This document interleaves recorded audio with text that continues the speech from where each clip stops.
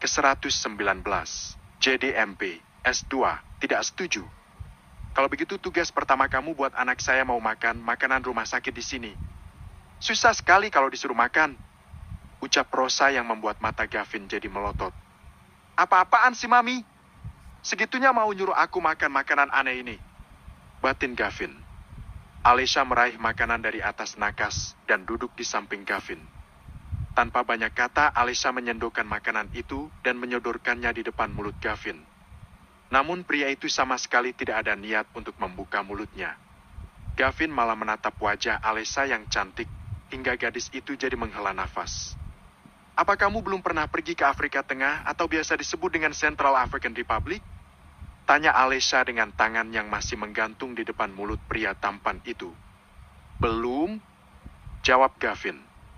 Aku rasa kamu perlu dikirim ke sana agar kamu tahu seperti apa rasanya lapar dan tidak bisa makan. Negara itu menjadi negara paling lapar di dunia. Kamu sangat beruntung bisa melihat jenis makanan warna-warni seperti ini, sementara orang-orang di negara sana hanya bisa melihatnya di dalam mimpi. Ucap Alesha. Tidak hanya Afrika Tengah saja. Masih ada banyak negara yang masuk ke dalam daftar negara yang kelaparan. Kamu diberikan segalanya oleh Tuhan agar kamu bisa bersyukur. Jangan menyia-nyiakan nikmat Tuhan sebelum nikmat itu dicabut. Sambung Alesha. Tapi, ini masukkan dulu makanannya baru ngomong. Nanti tanganku bisa kena stroke lama-lama ngegantung begini. Ucap Alesha yang membuat Gavin spontan membuka mulutnya. Rosa, Arinda, dan Nico menahan tawanya karena Gavin mendadak patuh dengan gadis yang baru dia kenal. Ya tadi kamu mau ngomong apa? Tanya Alesha sembari menyendokkan lagi makanan ke dalam sendoknya. Tapi kenapa aku harus bersyukur? Aku punya segalanya karena kemampuanku sendiri. Aku tidak sholat, aku tidak puasa, dan aku juga tidak berhaji apalagi sedekah. Tapi hartaku banyak, uangku banyak. Aku tidak pernah kesusahan. Ucap Gavin dengan segala keangkuhannya. Alesha langsung menyendokkan makanan kembali ke dalam mulut pria yang menurutnya tingkat kesombongannya 11-12 dengan ayahnya itu. Apa kamu tahu dengan istilah istidraj? Tanya Alesha. Tidak. Jawab Gavin sembari mengunyah makanannya. Istidraj itu di mana seseorang yang merasa tidak pernah beribadah atau menjalankan perintah Tuhan, tapi dia selalu dilimpahi kesenangan dunia.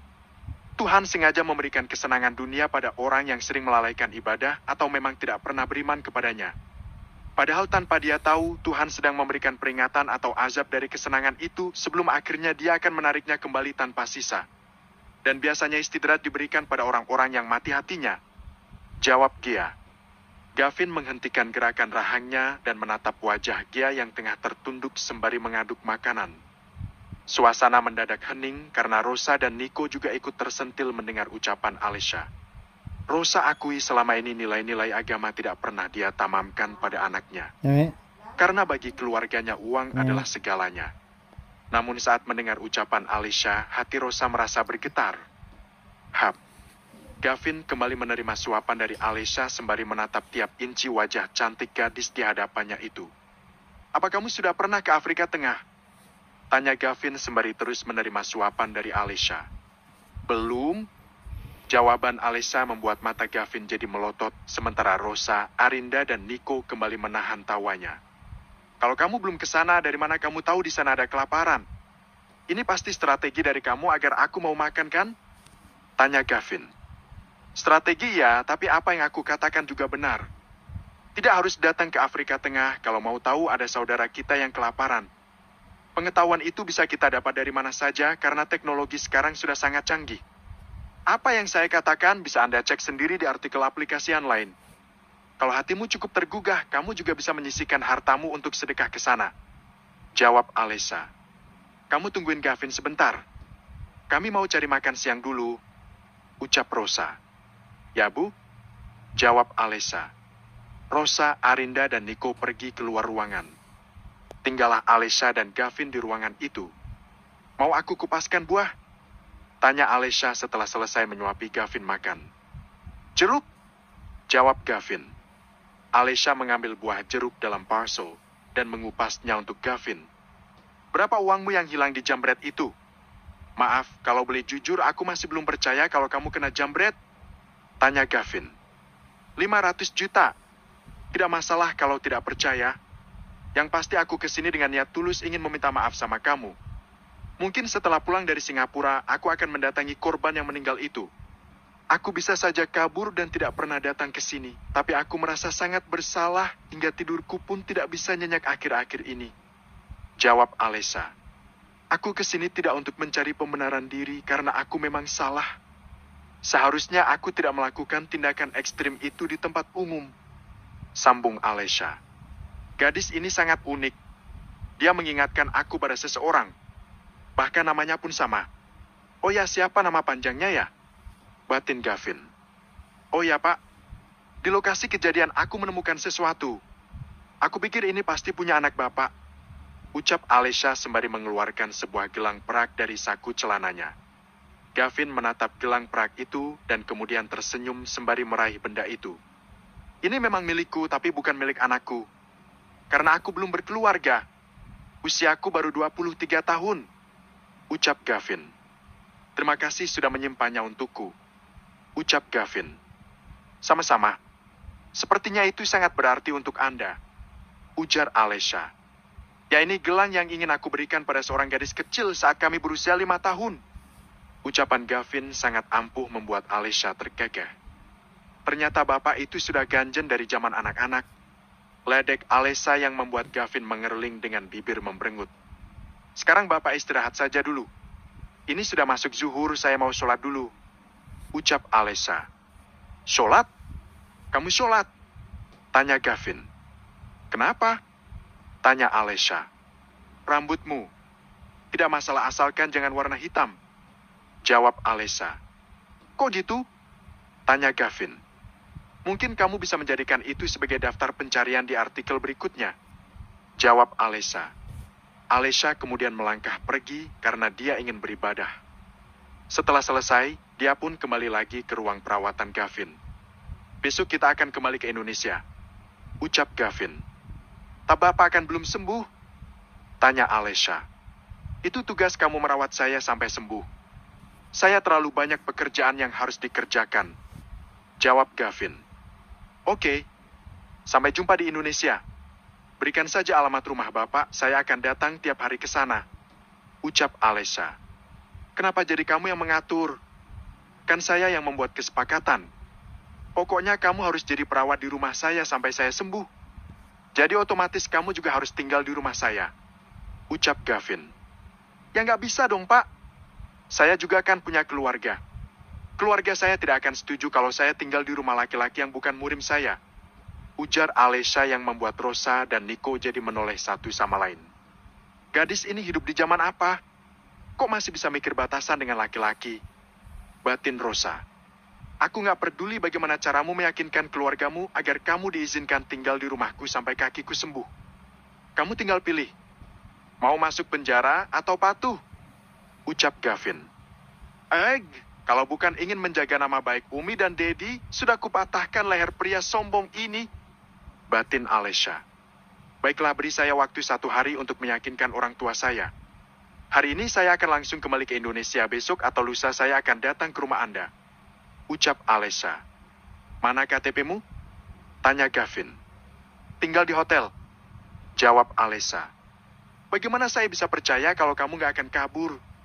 Tanya Gavin. Saya nggak akan ada di sini kalau saya mau kabur. Bapak simpan kontak Bapak di sini. Ucap Alesha sembari menyodorkan ponselnya. Gavin meraih ponsel itu dan menyimpan kontaknya di sana. Setelah itu, Gavin membuat panggilan di nomor kontaknya sendiri. Nomormu sudah masuk ke ponselku. Jangan berusaha kabur karena aku sudah sangat hafal wajahmu. Ucap Gavin. Terima kasih sudah memperhatikan wajahku, aku jadi terharu. Ucap Alesha yang membuat wajah Gavin jadi memerah. Nanti aku kirim alamat rumahku lewat chat. Ucap Gavin. Alesha mengangguk. Bu, Pak, saya pamit ya.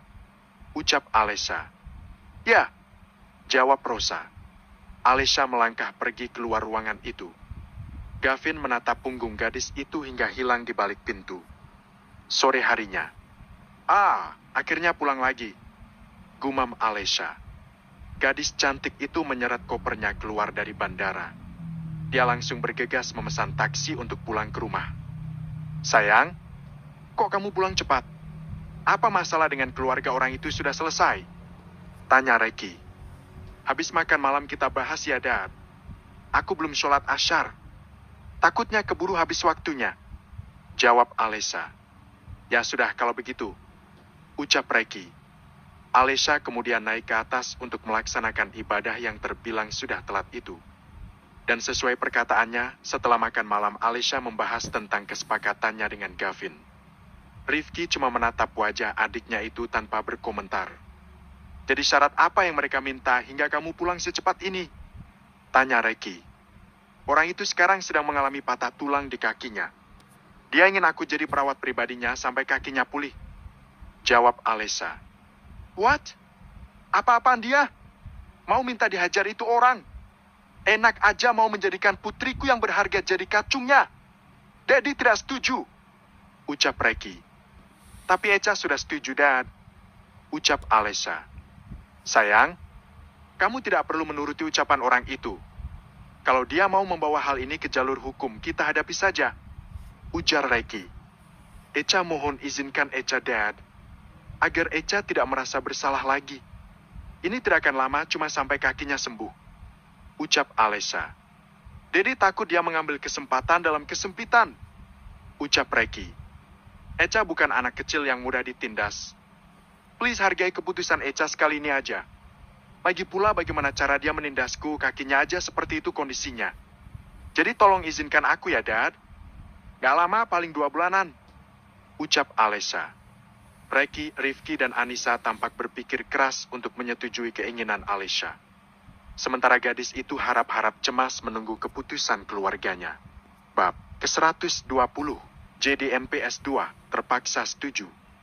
Ada siapa saja di rumah itu? Tanya Anissa. Setauku sih ada ibunya, ayahnya, adiknya, dan juga para pelayannya. Gak tahu lagi kalau ada penghuni yang lain di rumahnya. Jawab Alesha. Kalau jalannya memang harus seperti itu, maka kamu harus tidur di kamar pelayan. Kamu tidak boleh tidur sendirian. Ucap Anissa. Ya, Umi. Apa itu artinya Umi menyetujuinya? Tanya Alesha. Ya, yang pasti Umi ingin kamu menjaga keselamatanmu. Umi akan menganggap kamu sedang bekerja sebagai ahli terapis di sana. Jawab Alesha. Sayang, kenapa kamu menyetujuinya? Aku tidak rela putra-putriku jadi pembantu orang lain. Tanya.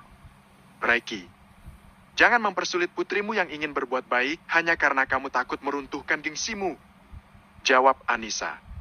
Ya pasti gengsi dong. Kalian itu hartaku yang paling berharga. Sekarang ada yang ingin menjadikannya sebagai kacung, tentu saja aku tidak terima. Ucap Reki. Aku tidak apa-apa, Dad. Gak usah khawatir, aku pasti baik-baik aja. Menurut abang bagaimana? Tanya Alesha. Rifki tampak duduk lebih tegak setelah duduk bersandar di sofa. Kamu sudah besar dan dewasa. Kamu pasti tahu mana yang baik dan mana yang buruk buat kamu. Kalau kamu merasa aman-aman saja ya, silahkan saja kamu mengambil keputusan itu. Tapi ingat, jangan larang kami untuk memberikan pengamanan dari jauh. Kamu boleh setuju atau tidak sama sekali. Jawab Rifki. Alesha menghela nafas panjang. Dia mau tak mau harus menyetujui agar usahanya juga jadi mulus. Baiklah, aku setuju. Tapi kirim orang yang benar-benar berkompeten. Jangan baru bertugas sudah ketahuan. Atur jarak sejauh mungkin dan tidak disadari oleh siapapun. Ucap Alesha. Baiklah. Jadi kapan kamu akan pergi ke rumah orang itu? Tanya Rifki. Kata orangnya sih besok pagi pulang dari Singapura. Tapi nanti akan dia hubungi kalau sudah sampai Indonesia. Jawab Alesha. Kabari saja kalau kamu akan pergi besok. Ucap Rifki. Jadi kalian tidak butuh pendapat Dedi lagi ya? Ucap Reki dengan bibir memberengut. Daddy, izinkan Echa ya. Echa sudah melakukan usaha sejauh ini, jadi Echa nggak bisa mundur lagi. Ketimbang jadi perawatnya, sakit yang dialami pada kakinya tidak sebanding dengan rasa lelahku. Dia juga bilang sama aku, tidak usah menemui keluarga supir itu lebih dulu. Dia akan datang bersamaku ke sana. Dia mau membantuku untuk bicara pada keluarga supirnya itu. Ucap Alesha. Ya sudah, kalau keputusanmu sudah bulat, Dedi bisa apa? Dedi terpaksa setuju. Ucap Reki. Yei, Dedi memang yang terbaik. Eca sayang Dedi, ucap Alesha sembari memeluk Reki. Jaga diri di sana, pasang semua inderamu. Jangan lengah dan tetap waspada, ucap Reki. Iya, Dad, jawab Alesha. Oh ya, apa kalian ingat anak pacik Zakir? Tanya Reki. Yang dari Malaysia itu, tanya Alesha. Ya, rencananya Kanza akan ke Indonesia besok. Dia akan ikut mengelola pesantren bersama Aisyah dan juga Amira. Jawab Reki. Kanza? Hanza yang dulu pernah datang ke pernikahan Onti Sialin? Tanya Rifki. Iya, calon mantuku. Jawab Anissa yang bermaksud meledek Rifki. Jangan main jodoh-jodohin Abang Mi, kayak abang gak laku aja. Ucap Rifki. Lagian kenapa dia mau ikut ngelola pesantren, Dad? Memangnya selama ini dia bekerja di mana? Tanya Alesha. Bekerja sebagai sekretaris di salah satu perusahaan besar. Jawab Reki. Loh, kenapa berhenti? Tanya Alesha. Bosnya hampir saja melecehkan dia. Jawab Reki. Mendengar itu gerakan tangan Rifki jadi terhenti saat bermain ponselnya. Kok bisa? Tanya Alesha. Bisa karena Hanza sangat cantik. Sehingga bosnya yang beristri itu jadi kepincut sama dia. Jawab Anissa. Waduh, ya juga sih. Aku rasa pilihan untuk bergabung di pesantren sangat tepat. Itu bisa mengembalikan mentalnya yang sempat dirusak. Ucap Alesha. Ya, karena kejadian itu cukup mengguncang mentalnya. Hanza sampai nggak mau keluar kamar hampir 3 minggu. Kasihan dia. Ucap Anissa. Kalau itu kejadian sama aku, sudah kupastikan akan kuinjak-injak burungnya. Ucap Alesha. Jadi usahakan besok kalian kesini untuk menyambutnya. Ucap Reki. Abang nggak bisa karena super sibuk. Ucap Rifki. Bagaimana kalau dia jadi sekretarismu saja? Kapan lagi kamu bisa menemukan orang yang jujur, cekatan, dan pintar seperti dia? Ucap Anissa. Orang yang masuk ke perusahaanku tidak bisa sembarang orang. Dia harus memenuhi standar tinggi perusahaan. Dia cocoknya ngelola pesantren saja. Ucap Rifki. Alesha mencebikkan bibirnya. Kakaknya itu mengingatkan dia akan sosok Gavin yang sama sombongnya. Laki-laki zaman sekarang nggak ada yang waras. Semuanya selalu ngukur dengan uang dan gengsi. Padahal mah tanpa wanita kalian itu nggak ada apa-apanya. Batin Alesha. Eca naik ke atas dulu. Butuh ngobrol sama Kak Ais dan Amira. Ucap Alesha. Ya, jangan lupa istirahat. Ucap Reki. Abang pulang dulu ya, Dad. Ucap Rifki sembari beranjak dari tempat duduknya. Gak nginap di sini, Bang? Tanya Anissa. Gak, Umi. Besok pagi ada janji sama klien. Jawab Rifki. Hati-hati kalau gitu. Ucap Reki. Rifki mengangguk dan kemudian mencium tangan Anissa dan Reki. Anissa mengantar Rifki ke depan teras, sementara Reki menerima panggilan telepon dari Reno dan Rio menuju ruang kerjanya. Apa yang kalian dapatkan? Tanya Reki. Diri masih berada di London. Tapi kondisinya jauh lebih baik meskipun dia masih tidak bisa melakukan apapun. Ucap Rio. Maksudnya bagaimana? Tanya Reki.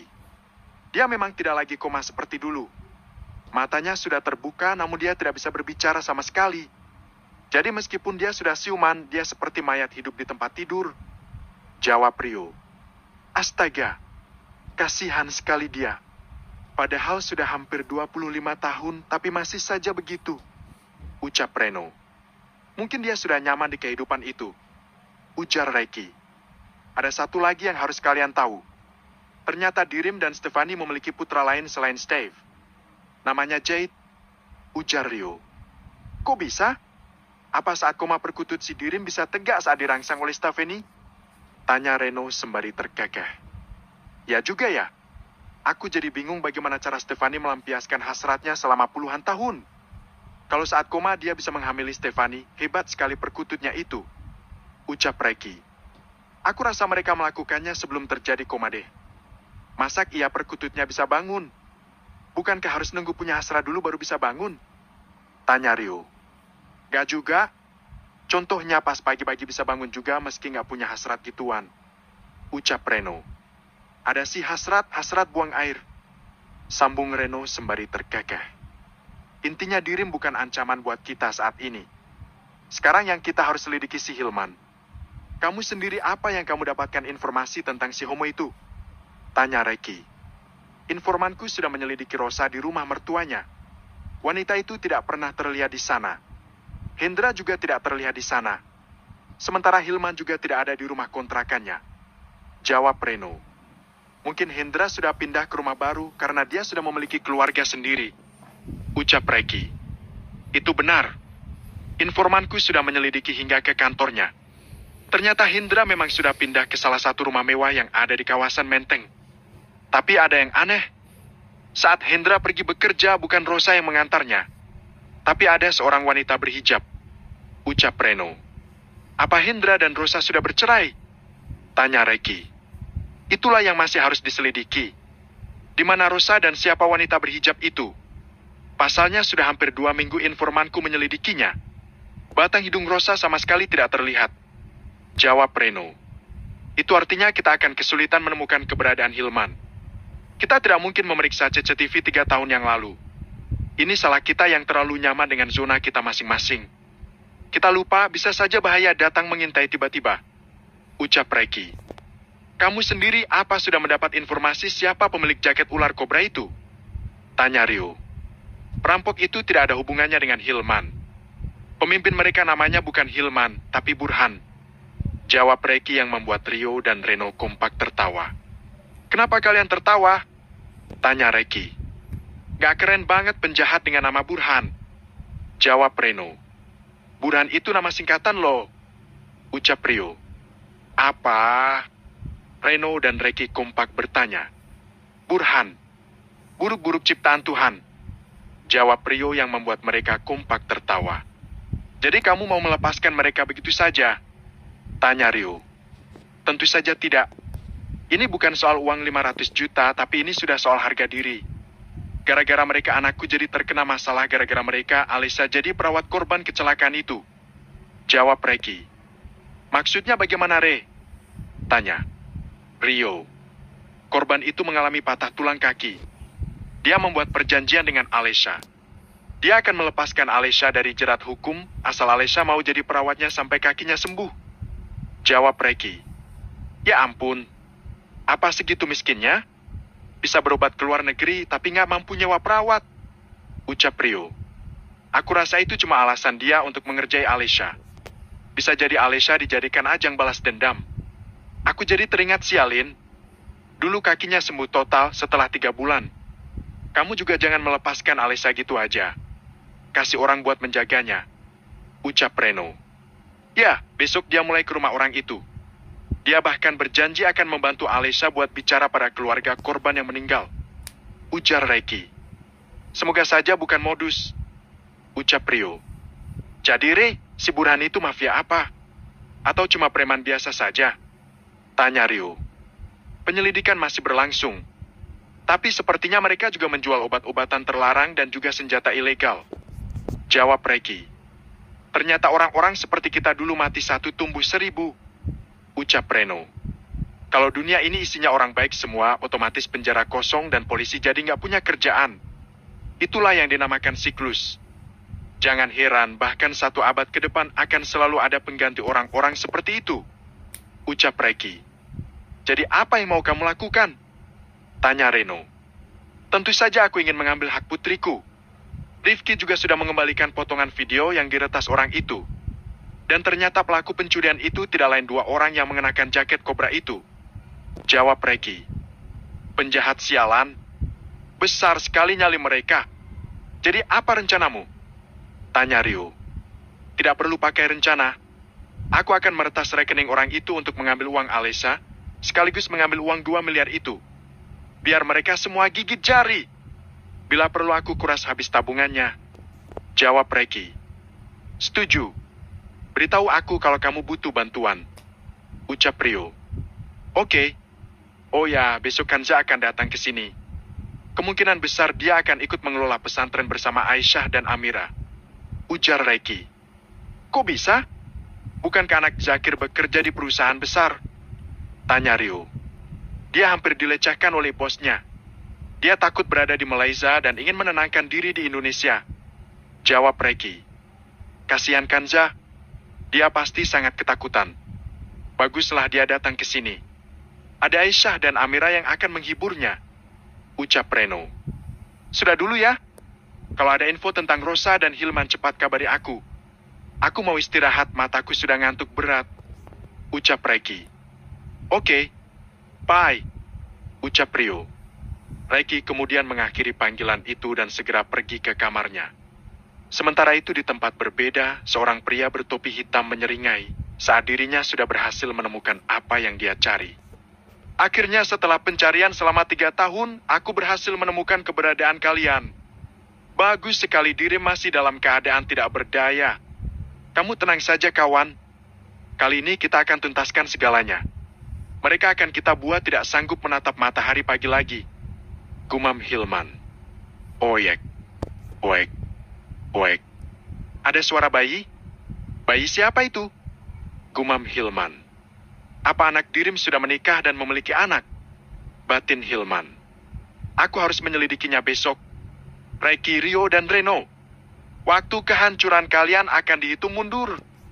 Saat ini nikmati saja pergulakan-pergulakan kecil yang aku buat. Sudah saatnya aku menghancurkan zona nyaman kalian selama 20 tahun ini. Aku tidak bisa lupa bagaimana kalian dengan kejamnya membuat aku tidak memiliki masa depan lagi. Rasa sakit hatiku lebih kuat dari akar kelapa. Gumam Hilman. Hilman kemudian pergi dari kediaman mewah Steve. Dia punya rencana sendiri untuk menemui anak dari partnernya dulu. Eca berangkat ya, Mi. Orang itu sudah pulang ke rumahnya, ucap Alesha sembari menyeret kopernya. Jangan lupa nanti kirim alamat orang itu agar orang-orang abangmu mudah memantaunya, ucap Regi. Iya, Dad, jawab Alesha. Alesha mencium tangan Anissa dan juga Regi. Setelah itu dia pergi dengan motor sport hitam miliknya. Setelah menempuh perjalanan hampir 15 menit, Alesha akhirnya tiba di sebuah rumah mewah. Ini benar rumahnya kan? Kalau melihat dari alamat yang dia kirimkan, ini memang benar rumah dia, batin Alesha. Cari siapa? Tanya seorang security. Apa ini benar rumah Pak Gavin? Tanya Alesha. Benar. Nona siapa? Tanya security. Saya perawat yang akan merawat Pak Gavin, jawab Alesha. Oh, tunggu sebentar, Non. Tadi Tuan Gavin memang sudah titip pesan, ucap security sembari membuka pagar. Alesha memasuki halaman luas rumah itu dan motornya berhenti tepat di depan teras rumah. Ceklek. Rosa, Nico, dan Arinda keluar dari rumah Gavin dan bermaksud ingin pulang ke rumah mereka sendiri. Sejak Gavin jadi pengusaha sukses, pria itu memang memilih hidup mandiri dan tinggal seorang diri di rumah. Gavin hanya menyewa seorang pekerja bersih-bersih yang pulang pergi dan seorang security. Kamu sudah datang? Baguslah kalau kamu menepati janji.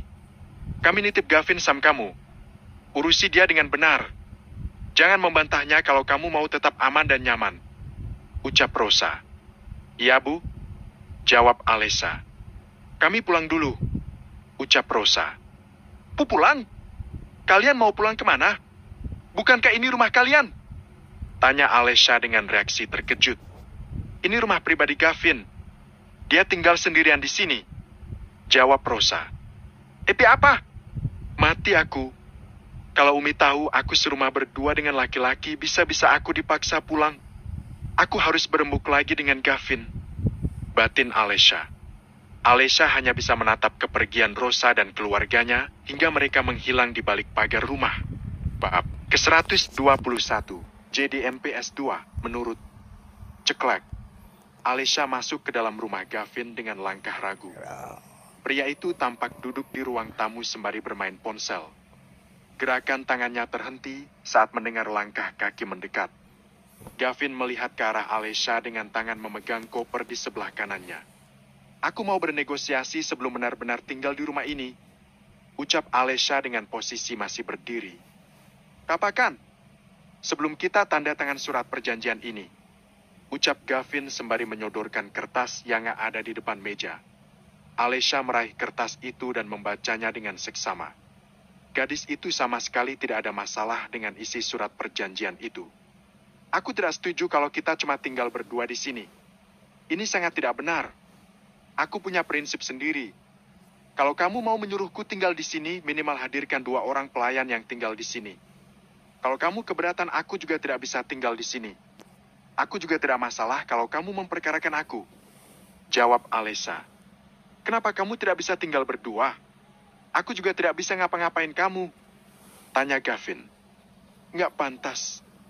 Aku sudah susah payah membujuk orang tuaku agar setuju tinggal sementara di rumahmu. Kalau mereka tahu aku tinggal satu atap berdua saja denganmu, aku bisa digorok oleh dadiku. Jawab Alesha. Gavin tampak berpikir. Pria berusia 23 tahun itu sangat tidak suka kalau rumahnya ramai. Namun dia tidak ingin Alesha pergi. Aku akan menghubungi pihak agensi. Bersabarlah sampai besok. Untuk malam ini kamu harus masak buat makan malam kita. Tadi kami mampir sebentar buat beli isi kulkas. Jadi kamu nggak perlu belanja. Dan jangan bilang kamu nggak bisa masak. Aku nggak mau punya perawat nggak guna.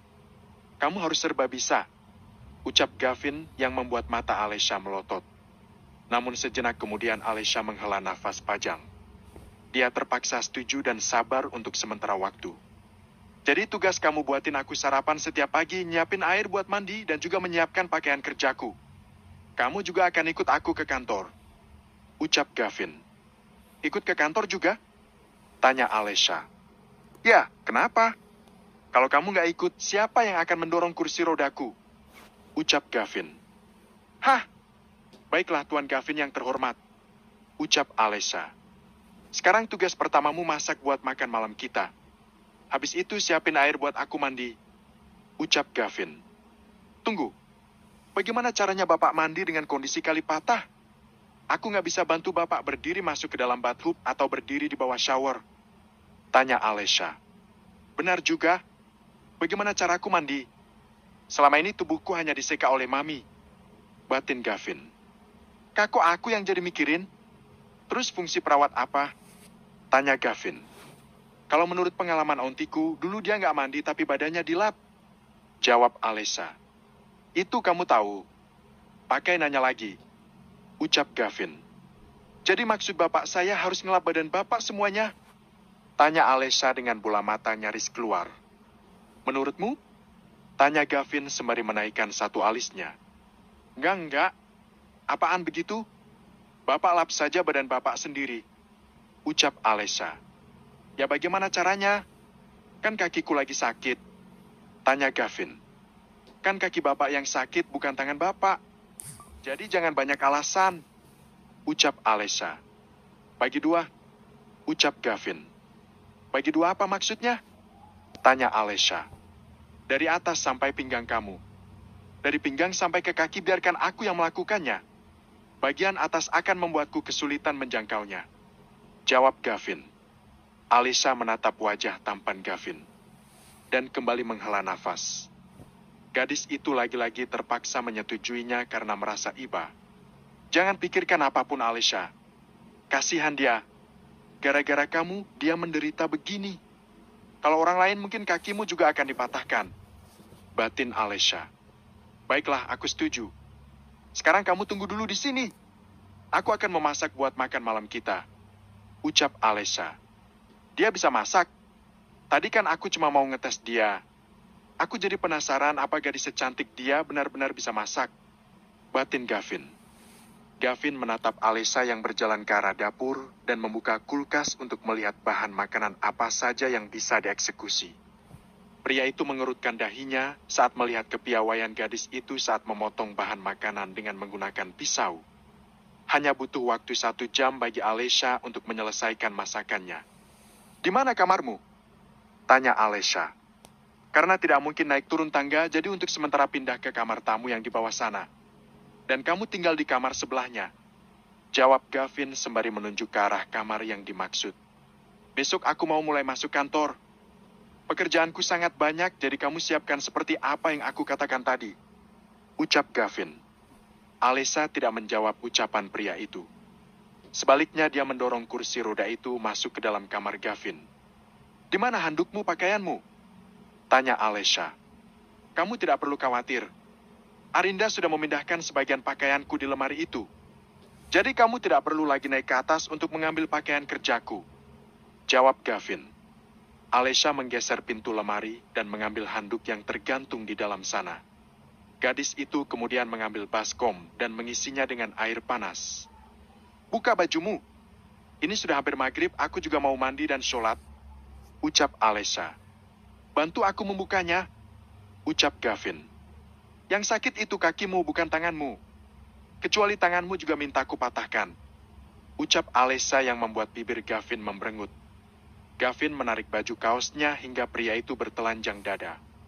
Tubuh pria itu sangat kekar dengan otot-otot yang menonjol di beberapa bagian. Alesha yang melihat itu segera melengos dengan wajah yang memerah. Periksa dulu airnya. Jangan sampai masih ngepul kamu lap di badanku. Nanti bisa melepuh kulitku. Ucap Gavin. Alesha tidak menanggapi ucapan Gavin. Gadis itu mencelupkan handuk kecil ke dalam baskom yang berisi air yang sudah hangat dan kemudian memerasnya. Alesha mulai menyeka badan Gavin, sementara pria itu menatap wajah cantik Alesha yang tampak serius melakukan pekerjaannya. Dia sangat cantik. Bulu matanya sangat panjang dan indah. Hidungnya sangat mancung dan kulitnya bersih. Bibirnya gleksik. Gavin menelan ludahnya saat melihat bibir merah mereka milik Alesha yang tampak menggoda. Siapa namamu? Maksudku nama panjangmu. Tanya Gavin. Alesha Putri Abdullah. Jawab Alesha. Deg. Alesha Putri Abdullah. Apa dia Alesha yang sama dengan teman sekolah TK-ku dulu? Jika bukan, kenapa 3 kata namanya bisa sama persis? Batin Gavin. Namamu jelek sekali. Ucap Gavin yang membuat tangan Alesha berhenti bergerak. Sabar Alesha. Hanya butuh 2 atau 3 bulan kamu di sini. Setelah itu kamu bisa kabur dari pria tidak berperasaan ini. Batin Alesha. Kamu sekolah TK di mana? Tanya Gavin. Aku nggak mau jawab. Jawab Alesha. Padahal Gavin begitu tidak sabar ingin mendengar jawaban gadis itu. Kok nggak mau? Kenapa? Tanya Gavin. Tadi kamu seenaknya mengatai namaku jelek. Nanti sudah menghina nama pemberian orang tuaku, kamu ganti menghina TK-ku. Jadi mending kamu nggak usah dengar. Lagian kamu juga aneh. Di mana-mana orang akan bertanya seseorang lulusan universitas apa. Ini malah nanya sekolah TK. Gegar otak membuatmu nggak waras ya. Mata Gavin terbelalak mendengar ucapan Alesha. Dia mirip sekali dengan Alesha temanku itu. Tapi aku tidak mau asal tebak. Kalau salahkan bisa malu. Batin Gavin. Aku cuma ngetes. Kamu diminta nyebutin sekolah TK-mu aja nggak mau, apalagi universitasmu. Seperti kamu lulusan luar negeri saja. Ledek Gavin. Memang kenyataannya aku lulusan sekolah model di London. Ucap Alesha. Terus TK-mu di mana? Tanya Gavin. TK Arimbi. Jawab Alesha dengan malas. Degup jantung Gavin jadi tidak menentu. Rasanya ada kupu-kupu yang berterbangan di perutnya. Itu dia. Ini benar-benar dia. Oh God. Jantungku kenapa berdebar-debar begini? Dia masih sama cantik seperti 18 tahun yang lalu. Dia juga masih sangat galak. Gavin tersenyum yang bisa ditangkap oleh Alesha. Jangan-jangan gegara-gegar otak dia sudah tidak waras. Masa ia dengar nama TK bisa senyum-senyum sendiri? Kenapa aku mendadak jadi takut ya? Mending menghadapi hantu daripada orang stres seperti ini. Batin Alesha. Kamu punya kelainan ya? Dengar nama TK langsung senyum-senyum gitu. Atau sebenarnya kamu itu pedofil yang suka ngincar anak-anak TK? Senyum Gavin mendadak lenyap saat mendengar ucapan Alesha. Kalau ngomong yang sopan. Saat ini aku sudah jadi majikanmu. Ucap Gavin. Majikan gila. Batin Alesha. Selesai. Ujar Alesha sembari menyerahkan kain lap pada Gavin. Gavin meraih lap itu, sementara Alesha mendekatkan baskom yang sudah diganti air hangatnya. Palingkan wajahmu. Nanti kamu nafsu sama aku. Ucap Gavin yang membuat mata Alesha melotot. Cih, nafsu juga lihat-lihat barangnya. Kalau cuma seperti pentil sepeda nggak usah belagu. Ucap Alesha sembari melengos saat melihat Gavin melepaskan celana kolornya. Kalau ngomong jangan sembarangan. Kamu harus lihat dulu milikku sebesar pentil atau tidak. Ucap Gavin. Dasar gila. Gumam Alesha sembari hendak beranjak pergi. Kamu mau kemana? Aku nggak bisa melepas celanaku sendirian. Tanya Gavin. Pak beneran deh. Kayaknya Bapak butuh perawat laki-laki satu lagi. Kita nggak bisa seperti ini, Pak. Rasanya aneh dan canggung sekali. Terlebih basic saya memang bukan seorang perawat. Jawab Alesha. Kenapa? Kamu nafsu lihat saya? Tidak poin aja kalau ngomong. Intinya kamu ingin jadi murim saya biar nggak canggung lagi. Iya kan? Tanya Gavin. Hei Pak, kalau gila-gila aja sendiri. Nggak usah ngajak-ngajak saya.